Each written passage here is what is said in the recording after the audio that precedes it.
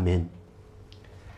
기도하겠습니다. 아버지 하나님, 우리 인생의 일평생에 있어서 단 한 번의 가장 귀한 기회가 있다면 그 마지막 기회, 최초의 기회, 가장 최고의 기회에 예수 그리스도를 알고 하나님의 뜻을 선포하고 하나님의 뜻을 증거하는 전도자요 예배자로 살 수 있도록 우리 또한 다니엘의 모범을 잘 배우고 그 가운데 험악한 세상, 타락한 세상 가운데 어떤 뜻을 정하고 어떤 중심으로 고백해야 될지 평상시 삶의 중요한 규모와 기도를 갖출 수 있도록 오늘 이 밤에 우리의 마음과 생각을 온전히 지켜 주옵소서. 구주 예수 그리스도 이름으로 간절히 기도합니다. 아멘. 여러분 반갑습니다. 오늘 이 수요일 저녁에 함께 우리가 예배 드릴 수 있게 된 것을 너무나도 감사드리고 우리 찬양한 것처럼 말씀 한 구절 한 구절 한 단어를 통해서 주의 성령께서 깨우쳐 주시고 깨닫게 하시고 고백하게 하시는 은혜가 있기를 소망합니다. 오늘 우리 다니엘서 6장 1절에서 10절까지의 말씀입니다. 전체는 다니엘서 6장 말씀이고 크게 보자면 다니엘이 끌려와서 훈련을 받고 그리고 총독이 되고 고관이 되고 중요한 총리의 자리까지 오르는 가운데 많은 왕들이 있었고 그 모든 과정을 통해서 하나님께서 그에게 역사하시는 일들이 6장까지 계속됩니다. 그 중에 가장 절정에 이르는 장면입니다. 오늘 읽은 것은 6장 전체 중에 1절에서 10절이지만 6장 전체를 우리가 살펴보는 것이 의미 있고 가치 있고 그 이후의 과정까지 묵상하기를 간절히 소망합니다. 오늘 제목을 같이 한번 읽어 보겠습니다. 같이 읽겠습니다. 일생의 승부수, 다니엘의 기도와 결단. 좀 제가 강하게 잡았습니다. 일생의 유일하고 최고의 마지막 승부수가 뭐냐라고 한다면 바로 다니엘의 기도였습니다. 그리고 그 결단이었습니다. 우리는 출사표라고 하는 여러분 고등학교 제 한문 수업인가 이렇게 봤던 기억이 나는데요. 제갈량이 이제 삼국지에 보면 출사표를 해서 각각의 어떤 중요한 장군들이나 역사상의 중요한 전쟁 앞에 뭔가 중요한 대단한 결단을 하고 나갈 때 내가 왜 이 일을 해야 되느냐라는 중요한 결단과 고백의 글을 쓰기도 합니다. 그런 걸 출사표라고 하는데 다니엘에게 있어서 오늘 바로 이 장면이 일생의 승부수이자 승부처가 됩니다. 그리고 그 마지막 가장 중요한 이 결단이 더 이상 다니엘과 또 하나님 앞에서 이 대적들이 힘을 쓰지 못하고 최고의 발악을 하는 이때 저와 여러분 이 승부처에서 어떤 승부수를 던져야 되고 나에게 있는 필살기가 뭔지를 세밀하게 고백할 필요가 있습니다. 근데 숨겨진 어떤 비기와 같은 것은 아닙니다. 중국 영화, 무술 영화 보면 어떤 대단한 비급을 찾아서 어떤 신비한 것이 아니라 참으로 놀랍게 우리가 지금 가지고 있고 우리가 지금도 계속할 수 있는 평상시 기도라는 비밀 가운데 우리가 인생의 승부처에서 인생의 승부수를 던져야 된다는 말씀을 같이 나누도록 하겠습니다. 제목이 뭡니까? 일생의 승부수입니다. 일생의 어떤 승부처에서 승부수를 던집니까? 다니엘의 필살기는 평상시 기도였고 평상시 영적 상태였습니다. 저와 여러분도 그런 기도의 결단이 있기를 간절히 소망합니다. 서론의 제목을 읽겠습니다. 시작. 다니엘처럼 담대할 수 있습니까? 다니엘이 어떻게 담대할 수 있었냐면 여러분 혹자는 물을 수 있습니다. 질문할 수 있습니다. 다니엘이 지금 총리니까 또 왕이 다니엘을 인정하니까 그러니까 다니엘이 말할 수 있지 않았겠습니까? 라고 질문할 수 있을 때 맞습니다. 다니엘이 하는 말을 왕이 무시할 수 없었고 수많은 사람들보다 다니엘을 높인 것이 사실입니다. 그런데 단순하게 오늘 읽었던 1절에 다리오 왕이 그냥 호락호락한 사람은 아닙니다. 호락호락한 사람은 아닌데 왜 다니엘의 말에 들었을까? 그리고 왜 이 다리오 왕이 또 그렇게 호락호락한 사람이 아닌데 저 대적자들의 꿰매 빠졌을까? 그 아이러니한 사실에 대해서 우리가 한번 질문해 볼 필요 있습니다. 다리오 왕이 누구냐면 메데파사, 바벨론의 도를 다스리는 절대 군주로 된 사람입니다. 쉽게 말해서 다니엘이 처음에는 이스라엘의 여호야김 왕 3년째에 첫 번째로 이제 포로로 끌려갈 때 다니엘이 바로 잡혀갑니다. 유다 지파의 왕족에 속한 사람이었기 때문에 유력자였어요. 그래서 처음 이 바벨론의 포로로 끌려갈 때 바벨론에서 가장 뛰어나고 또 유력한 사람들을 아이들 딱 끌고 왔는데 그 중에 여러분 13살에서 15살 사이 딱 지금 혜민이 혜은이 나이 정도 왔다 갔다 하는 그때 포로로 끌려가는 거죠. 왕궁에서 호의호식하고 잘 지내다가 근데 갑자기 저 먼 곳에 끌려가서 피부색도 다르고 문화도 다르고 말도 달라요. 모든 것이 다르는 가운데 그 가운데 다니엘과 세 친구가 뭐 했다고 말합니까? 다니엘서 1장 9절에 보면 하나님 앞에서 뜻을 정하였다고 말합니다. 그 어렸을 때 가장 중요한 신앙이 있었다는 거죠. 그래서 뜻을 정하고 바로 그때서부터 하나님께서 그를 훈련시키고 또 바벨론의 여러 가지 학문들을 배우게 되는 그 인생의 중요한 고비 가운데 이제 한 명 한 명 왕들을 겪어가게 됩니다. 처음 왕은 느부갓네살 왕, 그리고 벨사살 왕, 이렇게 바벨론 왕들이 망하고 나서 그 다음에 메대, 오늘 있는 다리오 왕. 근데 메대가 바사, 페르시아 왕국의 흡수 합병이 되거든요. 나중에 누구냐면 고레스 왕까지 5명의 왕을 거치면서도 다니엘은요 가장 중요한 지위가 유지가 됐습니다. 보통 이전에 왕이 있을 때 그때 쓰던 관리들은 잘 쓰지 않습니다. 내 말을 잘 듣지 않을 것 같고 또 젠체하기 때문에. 그런데 다니엘은 신기하게도 가면 갈수록 계속 승진을 거듭합니다. 여러분 오늘 본문 앞에 보면 1절에 보면 2절에 보면 또 그들 위에 총리 셋을 두었으니, 자, 총리 셋 중에 한 명이 누구냐면 다니엘이에요. 놀랍게도 여러분 메대의 다리오 왕은 자기 뜻대로 고관 120명을 세워 전국을 통치하게 하고, 이 사람이 쉬운 사람은 아닙니다. 자기 뜻일 때 a good idea, 아주 중요한 좋은 생각 하나를 내서 이 다리오 왕이 어떻게 통치를 했냐면 120명의 고관들을 딱 세워서 그들에게 각자의 지역과 그 현장과 나라와 그 중요한 요충지들을 맡기는 겁니다. 근데 120명을 한 번에 만나면 얼마나 걸립니까? 하루에 한 명씩만 만나도 120일이니까 4달이 걸려요. 그럼 헷갈리게 되니까 그 120명의 고관들을 3명의 총리에게 맡긴 듯이 이렇게 지혜 있는 왕입니다.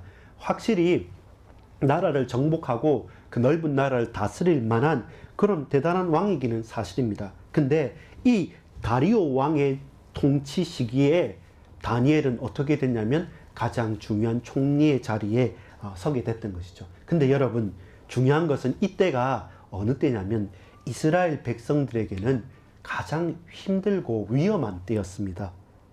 포로의 시기였죠.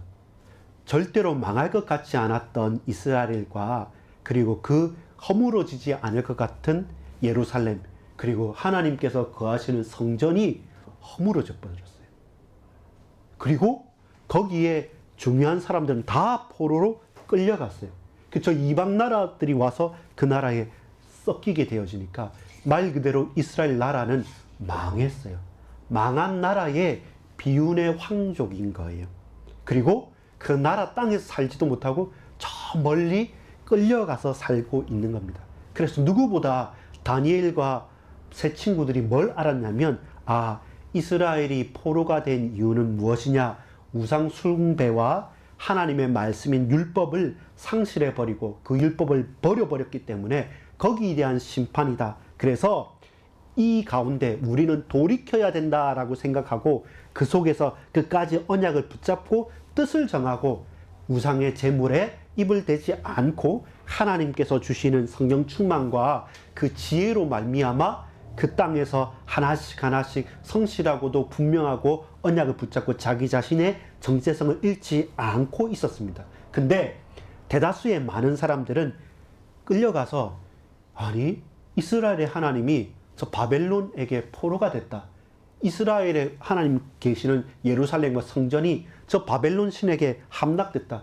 우리가 믿어봤자 쓸모없겠구나 라고 그렇게 버린 사람들도 있고, 끌려가서 신앙을 유지하다가 혹시 4년만 지나면, 혹시 10년만 지나면, 15년만 지나면, 20년만 지나면 돌아가겠지 하다가 죽은 사람도 있고, 돌아가겠지 하다가 거기서 자녀를 낳고 사는 사람들은 이제 어차피 우리가 사는 곳이 고향 아니냐, 이곳에서 잘 살아보자라고 하면서 바벨론에 동화되어진 사람들, 하나님의 말씀을 잃어버린 사람들, 그 글도 문자도 말도 완전히 상실했던 사람들, 그렇게 막 섞여 있는 거죠. 타협도 하고 배교도 하고 그리고 끝까지 소망을 품기도 하고, 쉽게 말해서 이 가운데 자기의 정체성, 하나님의 자녀라는 언약과 그 사실을 유지하고 믿음을 고백하고 사는 것은 쉽다 어렵다? 너무나도 어려운 거예요.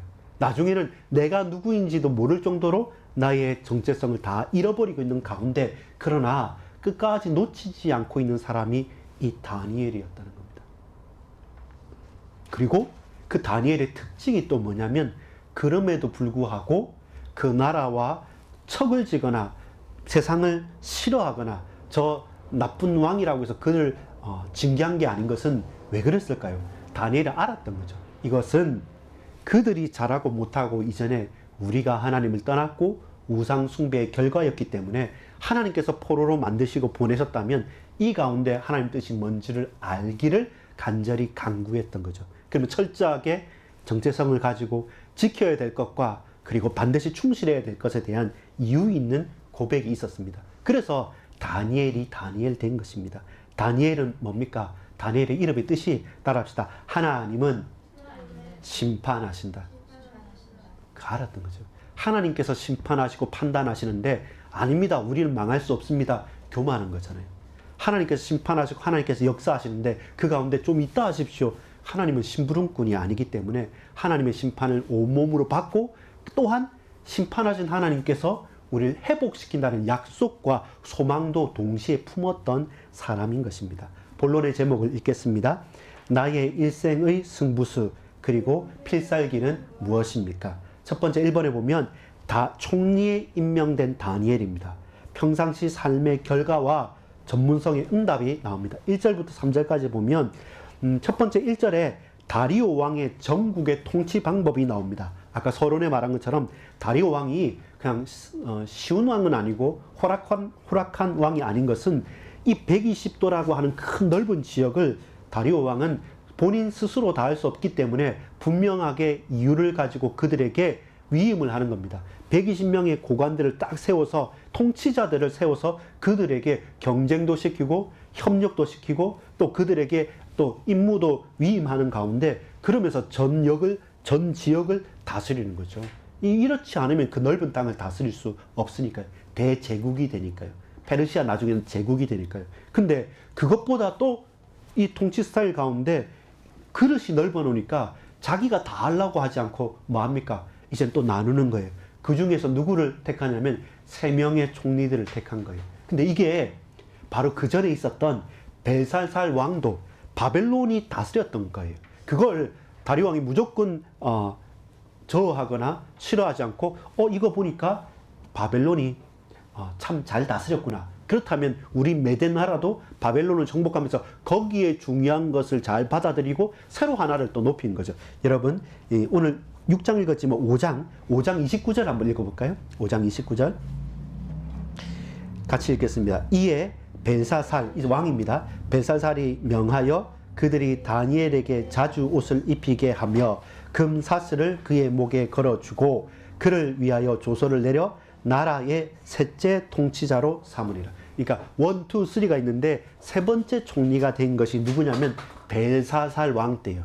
벨사살 왕은 바벨론의 왕이에요. 근데 벨사살 왕이 죽고 30절 31절 제가 읽어보겠습니다. 5절에 그날 밤에 갈대아 왕 벨사살이 죽임을 당하였고 메대 사람 다리오가 나라를 얻었는데 그때 다리오는 62세였더라. 62세 노련한 이제 다리오 왕이 된 거예요. 딱 보니까 괜찮은 겁니다. 그런데 이때 다리오 왕이 지혜 있고 다리오 왕이 제대로 사람을 본다는 이유가 뭐냐면 6장 2절을 우리 한번 읽어보겠습니다. 같이 읽어보겠습니다. 또 그들 위에 총리 셋을 두었으니 다니엘이 그 중에 하나이라. 이는 고관들로 총리에게 자기의 직무를 보고하게 하여 왕에게 손해가 없게 하려 함이었더라. 여러분, 이 고관을 영어로 보면 프린스 뭡니까? 왕자 공주 있는 프린스. 그러니까 각각 나라의 왕자가 되든지 통치자들을 싹 세워가지고 그들을 관리하는 자를 누구냐면 이미 발사살 왕 때 그 나라를 다스렸던 것처럼 그대로 받아들입니다. 근데 2절에 보면 그 중에 하나라고 하지만 킹 제임스 버전에 보면 다니엘 was first. 그 중에 하나지만 다니엘을 어떻게 하면 첫 번째로 세웠다는 거예요. 벨사사는 세 번째 총리로 세웠는데 다리오 왕은 62세의 노련한 이 메대 왕이 딱 보니까 다니엘은 그 셋 중에 첫 번째가 되는 겁니다. 나라가 바뀌었는데 그 가운데 세 번째 있던 총리가 첫 번째 최고의 첫 번째 총리가 되니까 그러니까 이제 어떻게 됩니까? 다른 사람들에게 뭐가 생기겠죠? 시기와 질투가 생기는 것이죠. 이 사람이 메대 사람이거나 이 사람이 바벨론 사람이었으면 그 뿌리가 있고 뼈대가 있으면 좋겠는데 능력 있는 것은 모두 다 인정해요. 근데 다니엘의 출신이 뭡니까? 저 유대 땅 포로로 끌려온 사람입니다. 포로로 끌려와서 엄청난 예언도 하고 엄청난 지식도 있고 지혜도 있는 것을 다 인정하는데 근데 다니엘은 한 번도 떨어지지 않고 계속 승진해서 그 총리 중에 첫 번째가 되니까 이제는 옆에 있었던 사람들이 눈꼴 시린 거죠.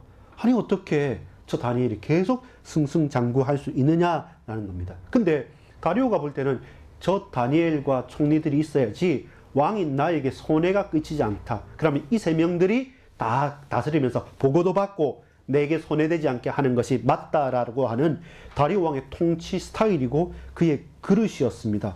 고관들의 직무를 감찰하게 했던 것이 다리오 왕이 잘한 것입니다. 근데 왜 다니엘이어야만 했습니까? 또 다니엘만 가능했던 이유가 무엇입니까? 그 핵심이 바로 3절에 나옵니다. 왜 불신자들이 다니엘을 더 좋아하고 더 신뢰하고 더 세워졌을까? 3절 우리 한번 같이 천천히 읽어보겠습니다. 다니엘은 마음이 민첩하여 총리들과 고관들 위에 뛰어남으로 왕이 그를 세워 전국을 다스리게 하고자 한지라. 표현하는 것이죠. 낭중지추, 진짜 주머니 속에 있는 가지처럼 숨길 수가 없게 되는 거죠. 근데 오늘 마음이 민첩하다라는 게 어떤 의미냐면 여러분 좀 감이 오십니까? 이게 영어 성경으로 보고 또 보면 탁월한 영을 가진 사람, 아주 비범한 영을 가진 사람. 쉽게 말해서 마음이 민첩한다는 것은 사람 마음을 잘 알아서 이렇게 잘 가스라이팅을 한다는 말이 아니라 아주 탁월한 영에 감동된 자. 쉽게 말해서 여러분 하나님의 영에 감동된 자. 결국 어디서 들었습니까? 아브라함, 이삭, 야곱, 요셉 족장시대 때 내가 하나님의 종 다윗을 만나니 그가 내 마음에 합한 자다. 또 뭡니까? 요셉을 통하여서 또 야곱을 통하여서 하나님께서 인정할 때마다 네가 내 마음에 합하다. 하나님 영에 충만한 자다. 요셉에게 말했던 것처럼 다니엘에게도 동일하게 탁월한 비범한 영을 소유한 사람. 이것은 불신자가 그렇게 고백해요. 네가 하나님 영에 감동됐다. 바로 왕이 요셉에게 말한 것처럼 이 다리오 왕이 볼 때도 요셉은 마음이 민첩하다. 요셉이 가진 그 영은 영적으로 탁월한 영이다. 비범한 영, 하나님의 성령에 감동된 자라는 것을 불신자가 보고 알게 되는 것입니다. 이것이 뭡니까? 다니엘이어만 가능하고 다니엘이었었기 때문에만 가능한 일인 것이죠. 이게 다니엘의 비밀입니다. 저와 여러분 어떤 때는 고민이 됩니다. 이렇게 불신자 세상이다. 혹은 저 사람은 하나님 믿지 않는다. 나는 세상과 나는 간고도 없고 구속한 주만 보이니까 나는 저 먼 밭이 떨어져서 그냥 순수하게 살겠다. 사실 그것이 어떤 부분에서는 옳은 것처럼 아주 신앙이 깊은 것처럼 보이지만 그렇지 않습니다. 신앙이란 것은 이 땅에 두 다리를 딱 버티고 그러면서 하늘을 향해서 눈을 여는 사람이고 하나님을 향해서 길을 여는 사람입니다. 세상과 버타는 사람이 아니라 세상을 넘어서고 세상을 리드할 수 있는 사람입니다. 그러면서도 나의 정체성만큼은 양보하지 않고 거기에 생명을 거는 사람입니다. 그러니까 뭡니까? 저와 여러분 바로 그 뒤에 공격하는 포인트들이 나옵니다. 그걸 저와 여러분 무마하고 그걸 봉쇄할 수 있는 이유가 어디에 있습니까? 자, 본론의 두 번째 갈등의 요소들이 나오는데요. 본론의 2번 제목을 한번 읽어보겠습니다. 대적들의 음모와 다니엘의 기도, 평상시 감사 기도의 삶. 4절부터 10절까지 보면 이제 여러분 다니엘에 대해서 평가를 하는데 어떻게 평가를 하냐면 4절에 보니까 이에 총리들과 고관들이 국사에 대하여 다니엘을 고발할 근거를 찾고자 하였으나 왜 그렇습니까? 최고의 총리가 됐는데 그 나머지 있는 사람들이 인정하기 싫은 거죠. 능력은 좋지만 그러나 나는 인정하기 싫은 거죠. 그러면서 이제는 어떻게 합니까? 틈을 찾는 거죠. 흠을 찾는 거죠. 약점을 공략하는 겁니다. 그런데 아무 근거, 아무 허물도 찾지 못하였으니 이는 그가 충성되어 아무 그릇됨도 없고 아무 허물도 없음이었더라. 사람들이, 여러분, 불신자들이 우리의 그 믿는 자들을 향해서 또 각자의 경쟁 상대를 향해서 찾는 것이 뭡니까? 고발할 근거를 찾는 거죠. 혹시라도 약점이 있거나 혹시라도 실수가 있으면 그걸 가지고 경쟁자들은 사자, 우는 사자가 물어뜯는 것처럼 우리를 꺾어내리려고 합니다. 근데 여러분, 각자의 직무와 그 일들에 대해서 다니엘의 특징이 뭐였으면 탁월한 영을 가진 사람, 마음이 민첩한 사람들이니까 허물과 또 여러 가지 그릇됨이 없는 겁니다. 근데 여러분, 우리가 예수 믿는데 그들이 볼 때 허물이 많고 그릇됨이 많다고 한다면 결국 뭡니까? 항상 복음 이전에, 언약 이전에, 신앙 이전에 이미 우리가 땡 하고 떨어지게 되는 것이죠. 그 약점과 허물을 우리는 복음이니까 된다 결단코 그것은 교만한 것이지 그렇지 않습니다. 복음을 가진 하나님의 사람이기 때문에 그는 어떤 사람이었습니까? 4절에 그가 충성되어. 하나님께 충성하는 사람이 사람을 신뢰하고 충성할 수도 있는 겁니다. 내가 하나님께만 충성하고 사람에게 충성하지 않는다? 그거 사실상 거짓말입니다. 하나님께 충성한 사람이 진정으로 나를 짓밟고 나를 흔드는, 나를 교만하게 흔드는 그 사람까지도 살리는 사람이 되기 때문에 충성된 사람인 거죠. 그러니까 흠을 찾을 수가 없는 거죠. 불신자들이 고백하게 됩니다. 어떻게 고백하게 됩니까? 이런 공격의 포인트를 찾아가지고 뭔가 잘못된 것이 있겠지, 다 털어서 먼지 나지 않는 사람 없어! 라고 막 이렇게 세상 사람들이 말할 때 먼지 나지 않는 사람 여기 있습니다! 라고 말하는 게 탁월한 영에 감동된 사람입니다. 하나님의 영에 감동된 사람이고, 다니엘처럼 쓰임받는 사람은 그럼에도 불구하고 그 흠이 거기에서는 찾을 수 없는 겁니다. 공격 포인트가 거기가 아닙니다. 근데 어떤 포인트가 있습니까?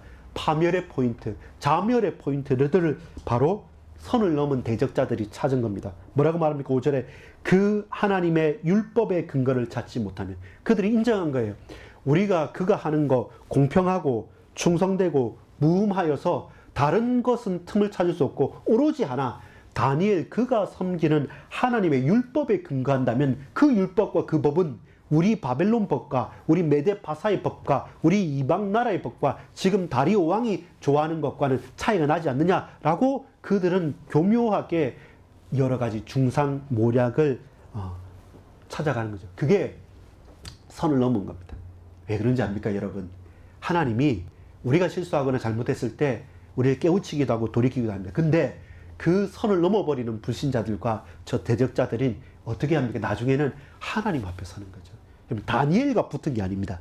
바로 이 순간에 다니엘이 하나님 앞에 간절히 기도할 수 있었던 것은, 이 일은 내가 조금 잘하고 내가 정말 그 사람들 배려하고 그 사람들을 감동시킨다고 해결된 문제가 아니라 이것은 분명한 영적인 전쟁이었던 겁니다. 그들은 선을 넘었고 그들은 자멸하고 파멸하는 쪽으로 걸어갔습니다. 다니엘에게 경쟁을 한 것이 아니라 살아계신 여호와 하나님께 그들은 대적한 겁니다. 비록 다니엘이 포로로 끌려와 있지만 그러나 만왕의 만주의 주가 되신 여호와 하나님 앞에 감히 그들은 잘못된 길로, 파멸의 길로 걸어가게 됐던 것입니다. 그 하나님의 율법의 근거를 찾지 못하면 그를 고발할 수 없으리라고 그들도 알았던 것이죠. 하나님의 사람을 본 겁니다. 우리가 붙잡아야 될 것도 바로 거기 있습니다. 우리가 우리의 실수 때문에 공격의 포인트를 허용하는 게 아닙니다.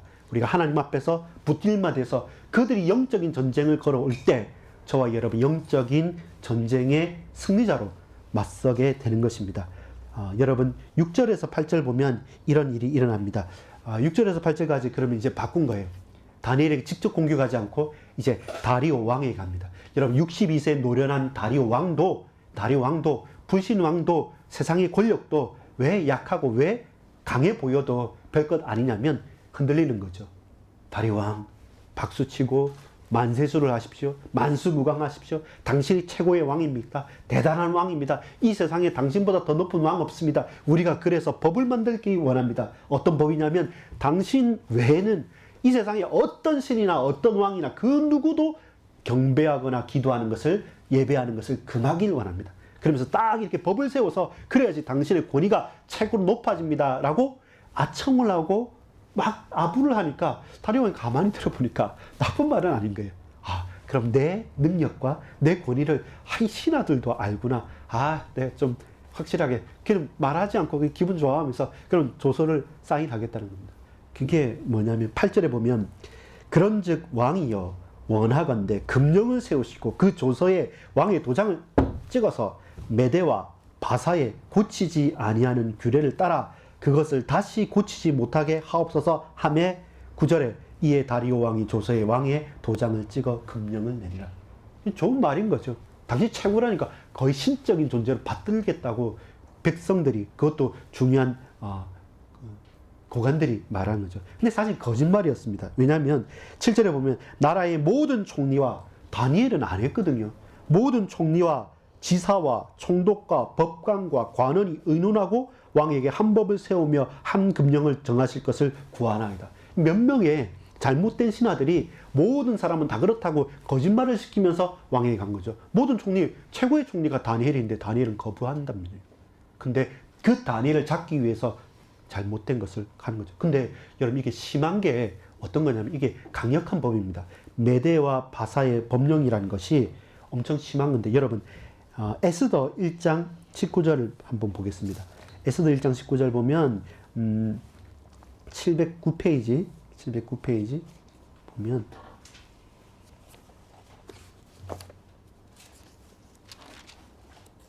에스더 1장 19절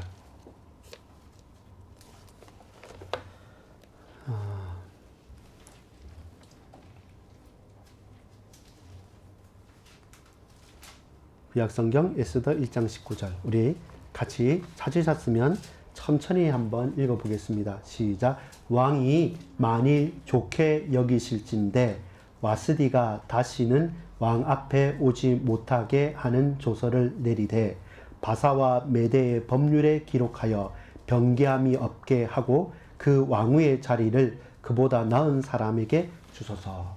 이 말이 뭐냐면 에스더가 왜 왕후로 되냐면 원래 왕후 와스디라는 사람이 있었습니다. 왕후 와스디는 그 당시에 가장 아름다운 왕후였어요. 그래서 왕이 막 그 백성들과 수많은 이제 고관들을 데리고 그 피로연을 잔치를 베풀고 마지막에 내가 이 세상에 가장 아름다운 왕후를 가졌다. 와스디 와라. 이렇게 하면서 와스디를 앞에 얼굴을 보여주고 싶었던 겁니다. 근데 와스디가 너무 취했습니다. 나 안 가겠습니다. 했을 때 이 왕이 약간 언짢았단 말입니다. 그때 이제 총리와 그 고관들이 말한 게 그겁니다. 아, 왕의 말을 아무리 높은 왕후라 하더라도 이렇게 말을 안 들으면 우리 아내들도 다른 사람들 만들면 어떻게 됩니까? 우리가 메데파사의 법률을 내려서 그 왕후를 폐위시키십시오. 라고 한 겁니다. 그만큼 이 법률이라는 것은 왕 밑에 바로 있던 왕후까지 폐위할 만큼 강력한 거예요. 한번 정하면 어떻게 할 수가 없는 그렇게 강력한 법률로 이제는 다니엘을 딱 잡았다고 생각을 한 겁니다. 강력한 법. 이 세상의 수많은 법들. 권력을 향한 곤무술수와 아첨함과 그리고 권력에 취하는 지도자가 판단력이 흐려지면 그럼 어떻게 되면 공멸의 포인트가 돼요. 사람의 허물과 죄가 공격의 포인트라면 그거에서 벗어나면 결국 저와 얘는 하나님 옆에 서게 되죠. 근데 불신자들은 그게 하나님을 공격하게 되는 것을 스스로 자멸하고 완전히 멸망하는 포인트인데 이제는 세상은 결국 어디라면 스스로 자멸하는 것뿐만 아니라 같이 망하게 돼요. 그렇게 뛰어났던 다리 왕도 그 사람을 칭송할 때 또 그런 아부하는 사람들이 있을 때 그 권력에 취한 지도자가 판단력을 실수했을 때 이제는 같이 망하는 수순에 빠지게 되는 거죠. 여러분 이때 어떻습니까? 이제는 꼼짝없이 다니엘은 사자굴에 들어가게 되고 하나님을 믿고 고백하는 모든 백성들은 다 죽게 생겼고 그 포인트가 그 첫 번째 주자가 다니엘이었던 거죠. 그때 저와 여러분이 고백해야 될 게 있습니다. 이번에 가로 4번 한번 읽어볼까요? 시작. 불법과 불의와 불공정한 세상을 살아가면서 다니엘처럼 예수님처럼 살 순 없습니까? 이게 우리가 고민되는 거죠. 왜냐하면 법이 강력합니다. 세단 말입니다. 왕후까지 꺾어 넘어지는 법이기 때문에 그 법에 반해서 우리가 신앙을 지킨다. 쉽지가 않고 사실 어렵습니다. 그 불가능할 정도로. 근데 그 법이 불법적이에요. 하나님 앞에 불의합니다. 그리고 공평하지도 않고 불공정하고 참으로 악한 거예요. 그런 세상을 저와 여러분은 다니엘처럼 예수님처럼 살아간단 말입니다. 살아가는데 똑같이 서론에 있는 것처럼 타협하거나 도피하거나 또한 같이 버타여서 이 세상과 똑같이 타락하면서 살 것이냐, 나는 다니엘처럼 예수님처럼 이 땅에서 어떻게 살아갈 것이냐라는 질문이 필요하단 말이에요. 그 질문과 그 고백이 뭐냐라고 할 때 저와 여러분 결론입니다. 결론의 제목을 같이 읽어보겠습니다. 우리의 일생의 승부처는 어디입니까? 나의 필살기는 무엇입니까? 여러분, 어디가 우리의 승부처고 어디가 저와 여러분의 승부수가 됩니까? 이 승부수가 저와 여러분의 평소에 갈고 닦는 기본기이자 필살기여야만 합니다. 그것이 뭡니까? 돈도 아니고 명예도 아니고 혹 지식처럼 보이지만 그 지식과 지혜도 아닙니다. 하나님의 은혜입니다. 하나님의 은혜가 평상시 다니엘의 감사 기도 가운데 드러나고 보여지고 깨닫게 되는 겁니다. 불신자도 알게 되고 그리고 그 다니고 왕도 알게 되고 그도 어찌할 수 없어서 사실은 하나님의 종 다니엘아, 하나님께서 너를 구원하시기에 능하셨느냐. 다리오 왕도 간곡히 고백하고 소망하게 될 정도로 더 이상 수많은 대적이 다시금 다니엘 앞에 발을 붙이지 못하도록 하나님께서 꽝 도장을 찍어거든요. 바로 그 인생의 승부처가 여러분 오늘입니다. 바로 이곳입니다. 미루지도 말고 저와 여러분 원망하지도 말고 핑계대지도 마시기 바랍니다. 세상의 법률이 강합니다. 근데 하나님의 율법은 너무 고리타분해 보이고 별것 아닌 것처럼 보입니다. 그러나 십계명과 하나님의 율법과 예수님이 우리에게 말씀하시는, 예수님께서 우리에게 보여주신 그 복음은 비록 연약해 보이지만 생명입니다. 강력해 보이지만 그 메대와 바사의 율법과 예대 바사의 법률과 규례라는 것이 강하지 않습니다. 사자굴에 던져 넣었지만 사자의 입을 봉하시는 겁니다. 사자의 불에 던져 넣으려고 했던 그 모략을 꾸몄던 그 대적자들이 나중에 사자굴에 들어갈 때는 땅이 떨어지기 전에 사자가 그들의 허리를 꺾어 버리는 겁니다. 그것은 다른 어떤 논리와 다른 어떤 것으로 설명할 수 없는 것입니다. 하나님의 말씀과 세상의 법이 충돌하는 그 세상에서 저와 여러분 무엇으로 살아가겠습니까? 수많은 권력자들이 세상에서 이렇게 하면 성공한다고 말합니다. 그들의 약점을 찾아라. 가장 약한 것이라도 강하게 공격해서 끝까지 물어뜯어라. 그리고 약점 밟아라. 반드시 싸워라. 그리고 이렇게 하면 성공한다 하고 다들 그렇게 성공한 것처럼 보이기도 합니다. 그러나 소수의 아주 몇몇의 사람들의 하나님께 붙들림 받은 그 사람이 하나님의 영에 충만하여서 예민한 마음, 탁월한 영을 가진 그 한 사람들이 각각의 그 걸음들을 좁은 길로 걸어가면서 기도했던 그 사람들을 통해서 결국 세계사는 변했던 것입니다. 우린 그것을 성경을 통해서 볼 수 있습니다. 우리가 살아가는 이곳이 승부처입니다. 지금 바로 나의 필살기가 바로 지금 이곳에서 이 시간에 사용해야 됩니다. 여러분 미루지도 마시고 원망하지도 마시고 핑계대지도 마시고 나는 별것 아니라고 생각하지만 그렇지 않습니다.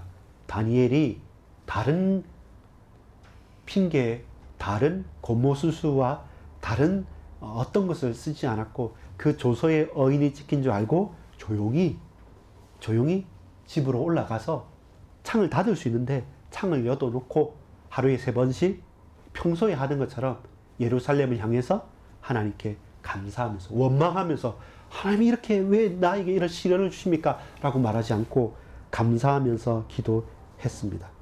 평상시 영적인 상태와 지속적인 기도의 삶 그리고 예배의 자리를 여러분 사수하십시다. 그리고 그 믿음의 결단이 반드시 우리 인생의 최고의 필살기고 오늘이 승부수를 써야 될 시간표이고 바로 이것이 우리의 승부처입니다. 여러분 더 좋은 환경, 더 대단한 시간표 없습니다. 지금 이곳에서 이 영적인 결단이 있고 믿음의 고백이 있기를 간절히 소망합니다. 또 소망하고 소망합니다. 결론 제목 다시 한번 읽어보겠습니다. 우리의 일생의 승부처는 어디입니까? 바로 이곳입니다. 나의 필살기는 무엇입니까? 평상시 나의 기도입니다. 기도하겠습니다. 아버지 하나님 감사합니다. 오늘 복잡하고 또 강력하고 대단한 수많은 사람들, 대적자들과 세상의 법들이 있습니다. 그러나 부족해 보이고 연약해 보이지만 아무 힘이 없어 보이지만 몇 사람 되지 않고 소수이지만 하나님께 붙들림 바 되어진 예민한 그리고 민첩한 마음, 영적으로 탁월한 영을 가진 다니엘처럼 예수 그리스도의 모범처럼 우리가 이 언약 가운데 담대히 걸어가길 원합니다. 인생의 승부처에서 분명한 필살기, 평상시 영적인 상태와 감사, 기도의 축복을 누리는 우리 반석의 모든 성도님들 다 되어질 수 있도록 주님 역사해 주옵소서. 믿고 감사를 드립니다. 구주 예수 그리스도 이름으로 간절히 기도 올리옵나이다. 아멘.